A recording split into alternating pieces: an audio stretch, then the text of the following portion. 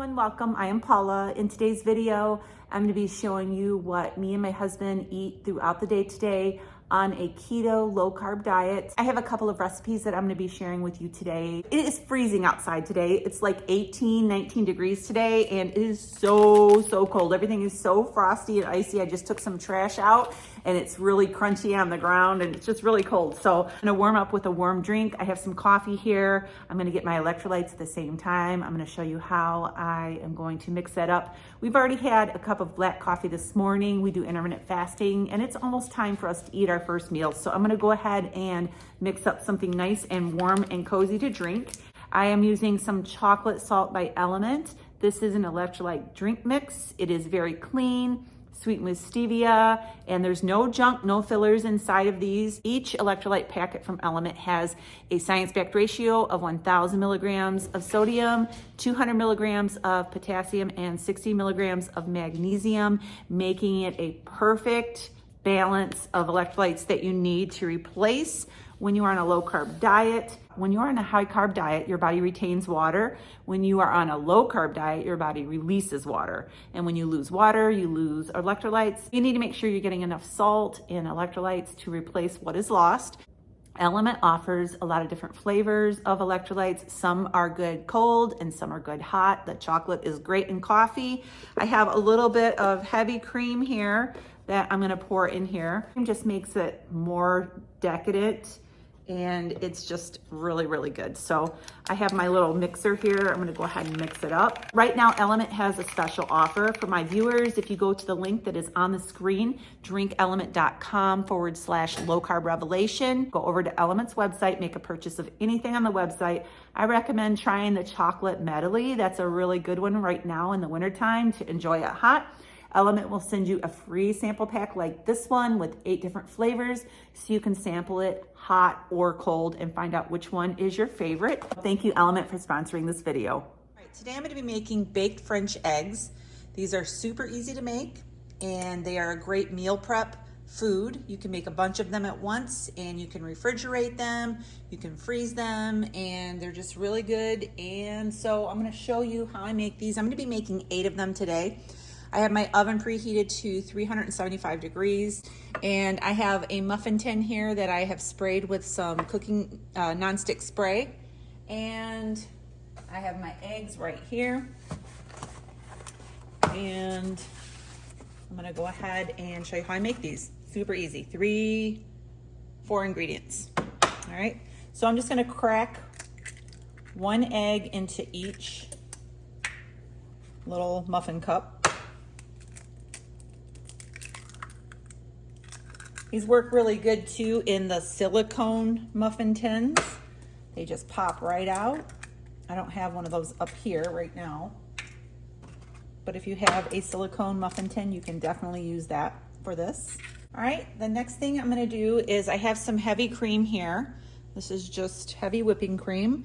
I'm gonna pour just a little bit into each one of these, maybe a tablespoon.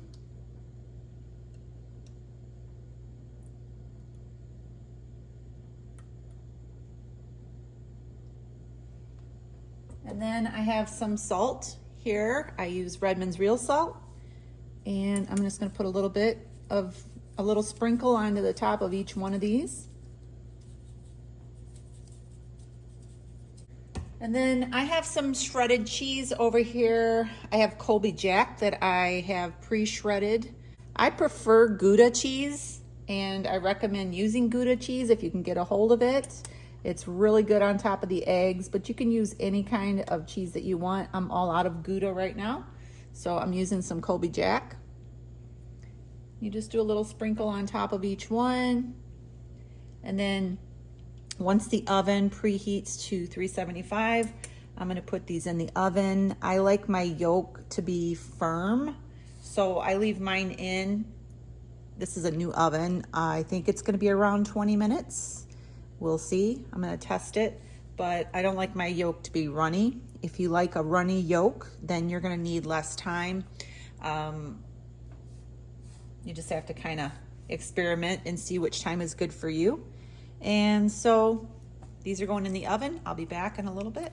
All right, so baked French eggs, and I'm gonna cut into these so you can see that my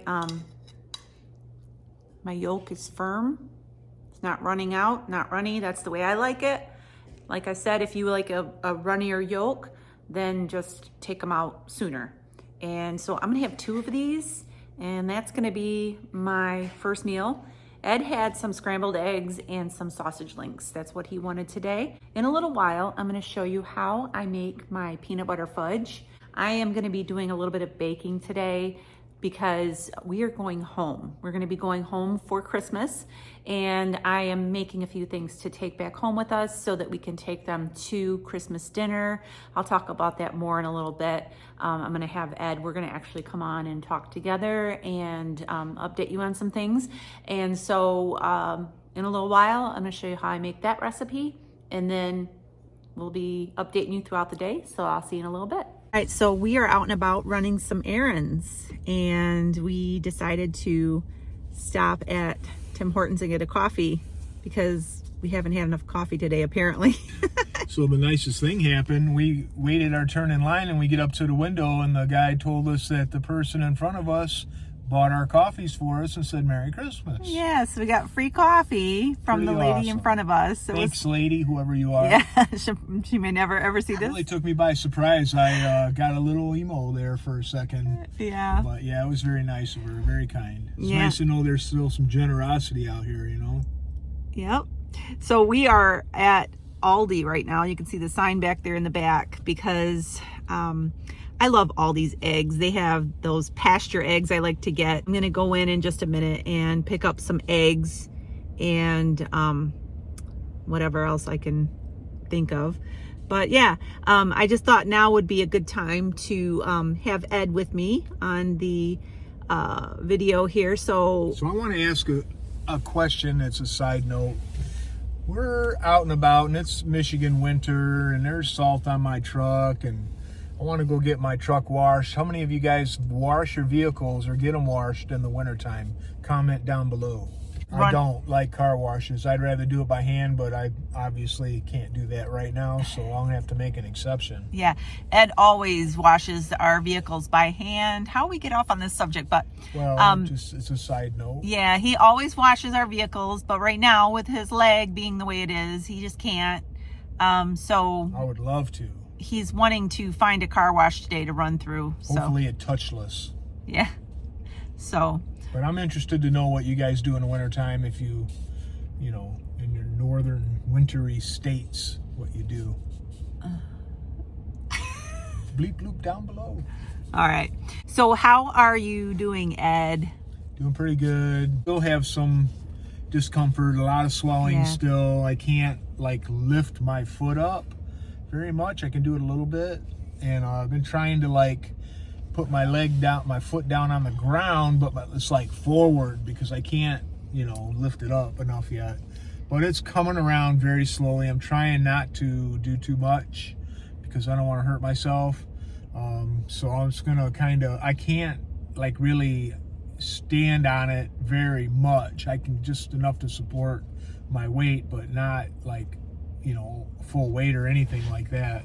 Well, you're not supposed to be really doing any... Just trying to cool it, but at the same time trying to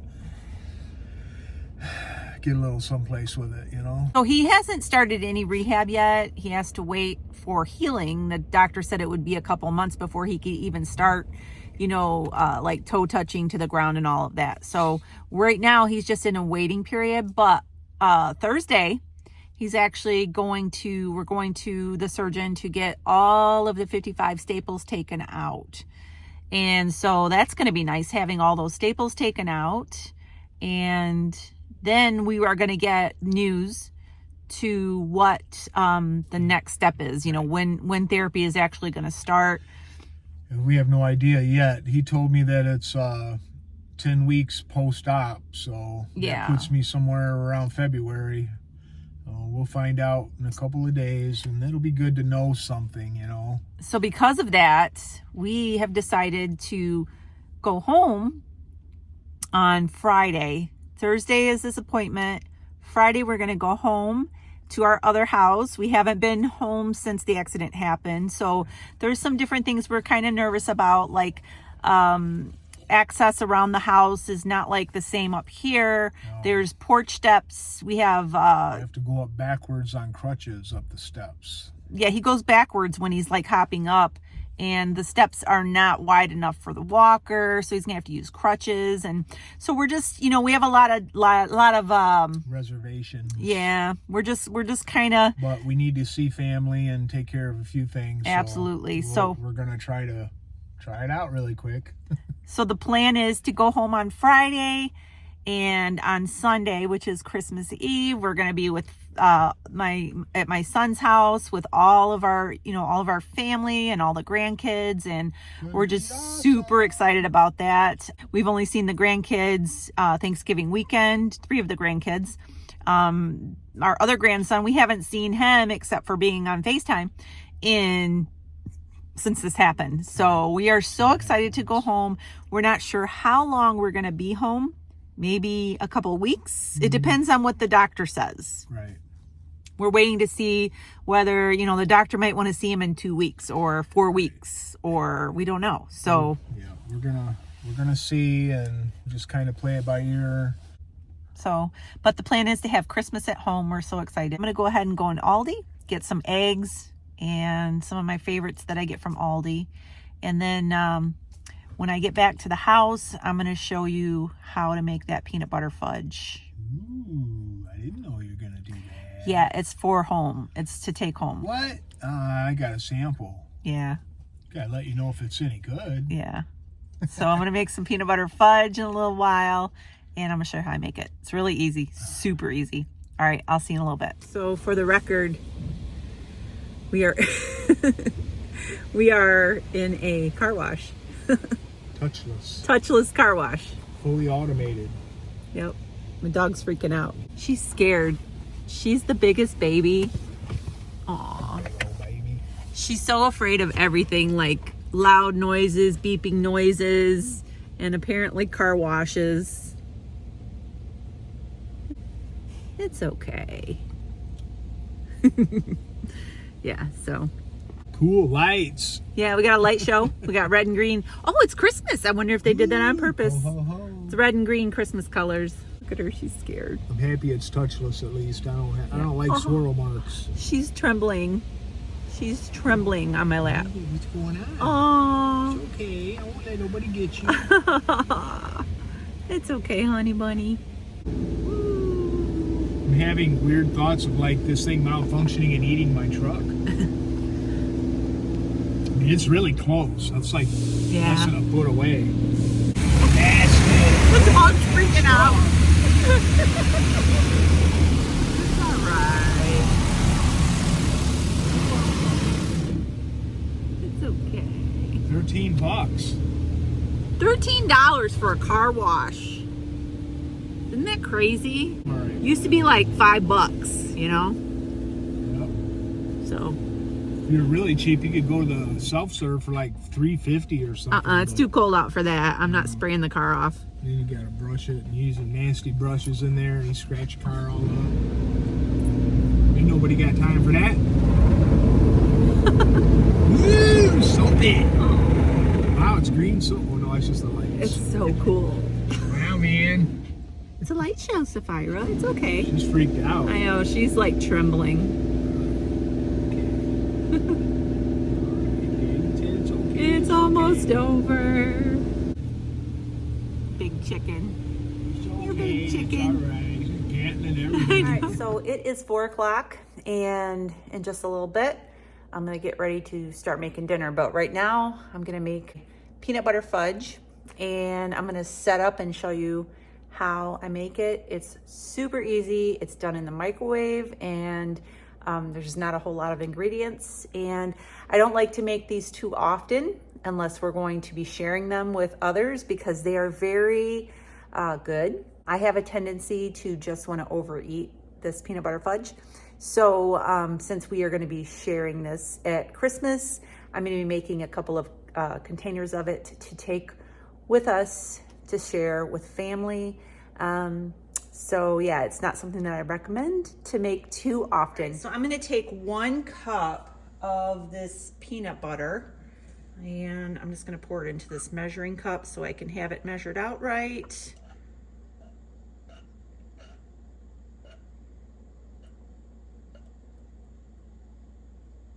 And I'm gonna just pour that in here